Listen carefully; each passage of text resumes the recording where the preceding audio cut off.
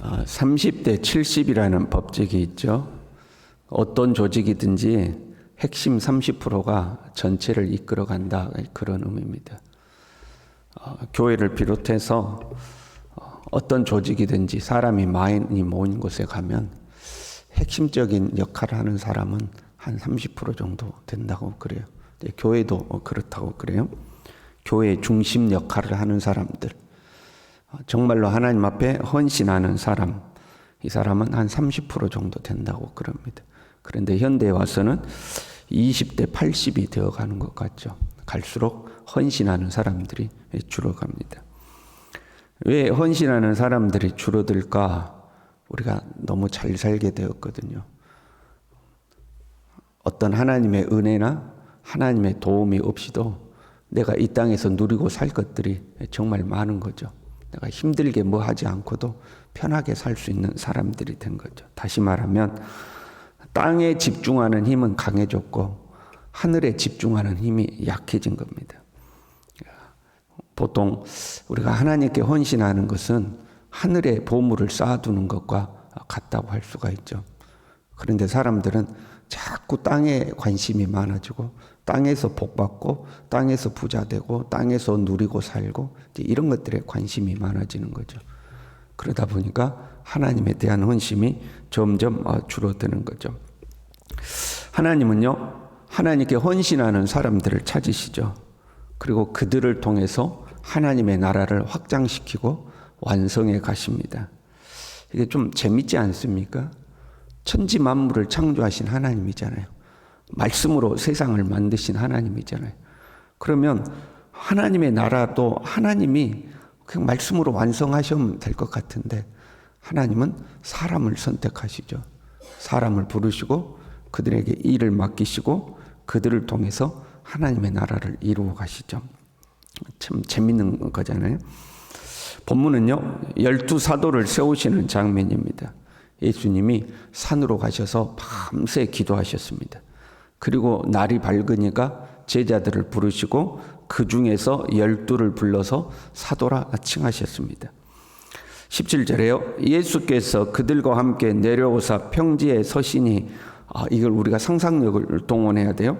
지금 마치 무대에 서듯이 예수님께서 사도들과 함께 딱 사람들 앞에 서는 장면이에요.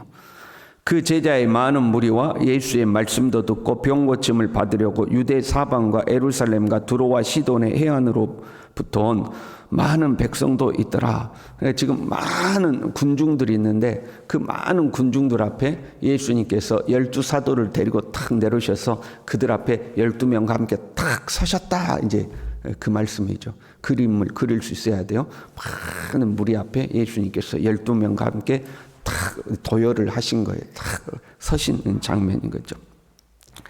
예수님은 이 사도들을 통해서 교회를 세우시고 하나님의 나라를 확장할 계획을 세우셨죠. 에베소서 2장 20절에요. 너희는 사도들과 선지자들의 터 위에 세우심을 입은 자라.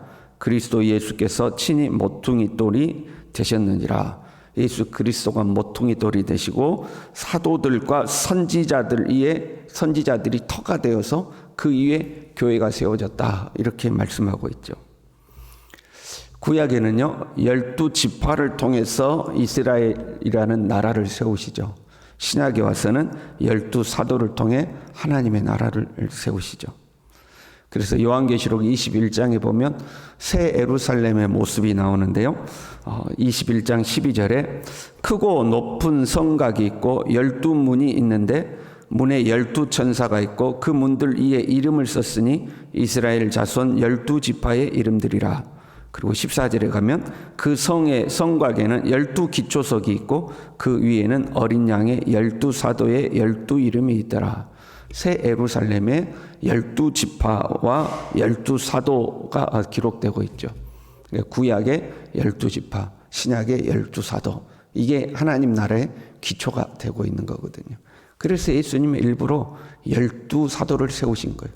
10사도도 아니고 20사도도 아니고 12사도.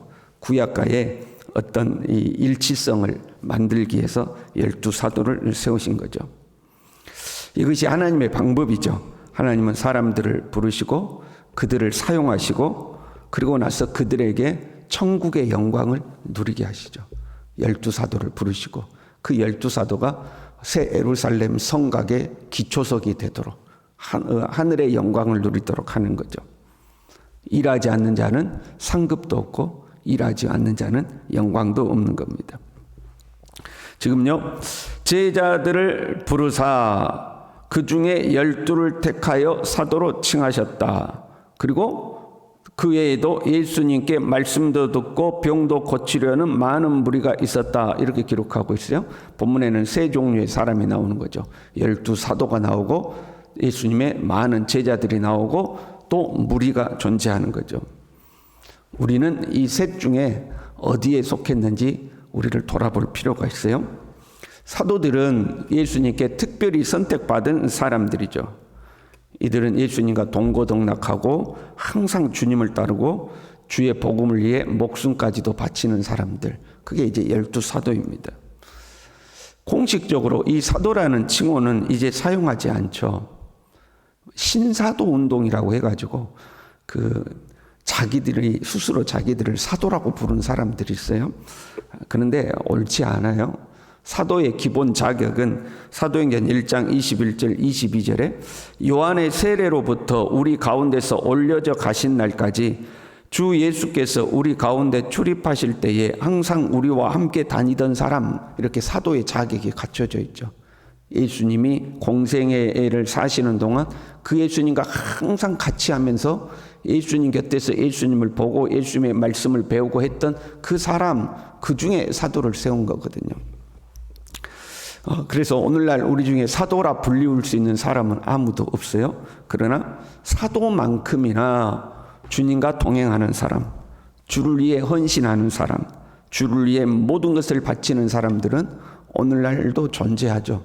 사도라는 칭호는 우리가 붙일 수 없지만 그 사도만큼이나 주님께 헌신하고 주님과 동행하고 주를 위해 살아가고 나의 모든 것을 주를 위해 사용하는 그런 사람들 존재하는 거죠. 그게 이제 사도에 속하는 사람들. 두 번째는 제자들이죠. 제자들은 예수님의 가르침을 따르고 주님을 섬기는 사람들. 이 제자라는 단어가요, 아마 사도행전에 가장 많이 등장할 겁니다. 복음을 받아들이고 예수님을 믿기로 하고 그 다음에 복음을 위해 사는 사람, 이 사람들을 다 제자라고 부릅니다. 그가 신앙생활을 오래 했던 아니면 이제 막 시작했던 예수 그리스도를 영접하고 복음을 위해 살겠다고 하면 사도행전에서는 그들을 다 제자라고 칭하고 있죠. 예수님은 우리에게요, 모든 족속으로 땅끝까지 이르러서 주의 복음을 증거하고 모든 족속으로 제자를 삼으라고 했죠.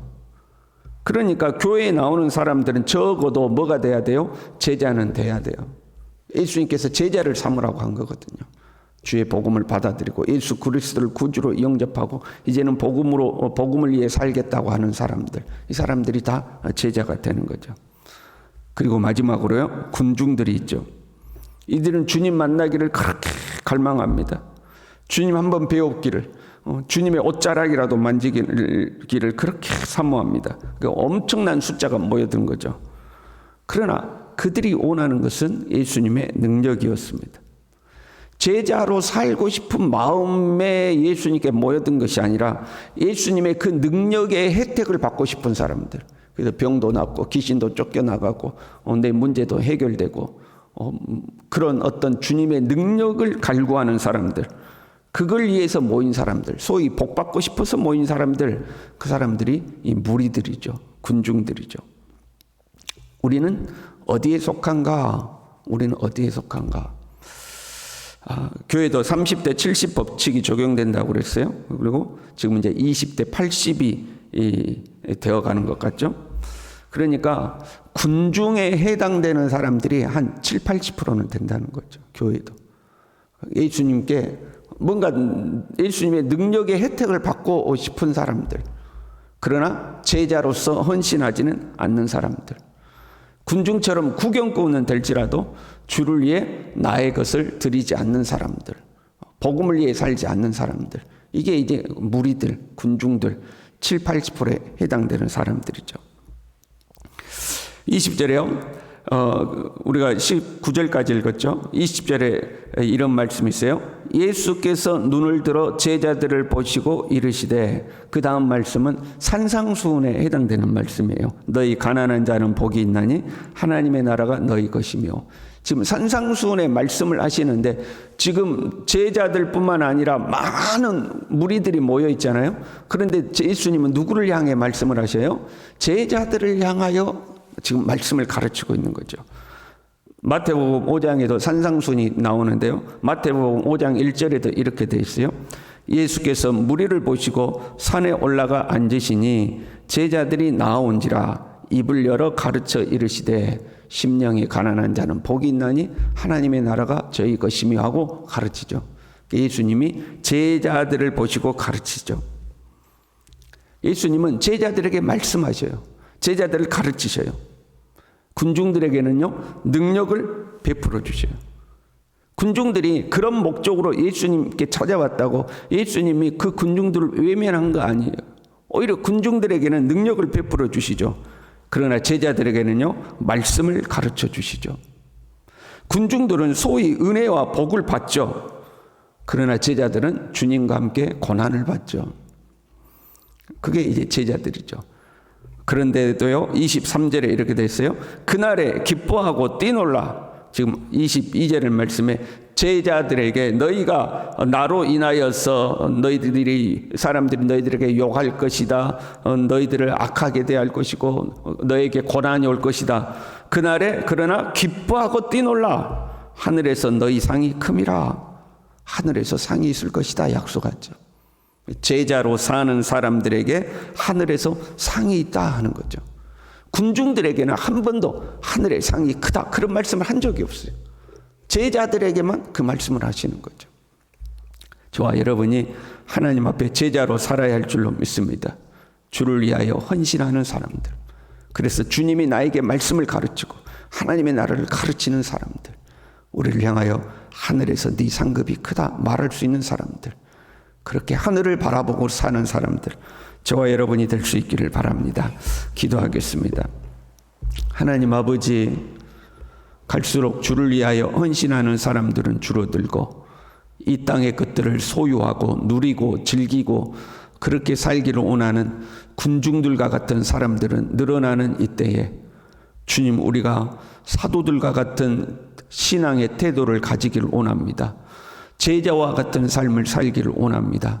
주님, 우리 모두를 붙들어 주시고 주님의 제자가 되어서 주님의 말씀을 배우고 주님의 가르침을 받고 하늘의 상급을 쌓아두고 살 수 있도록 우리 모두를 붙들어 주시옵소서. 예수님의 이름으로 기도 올리옵나이다. 아멘.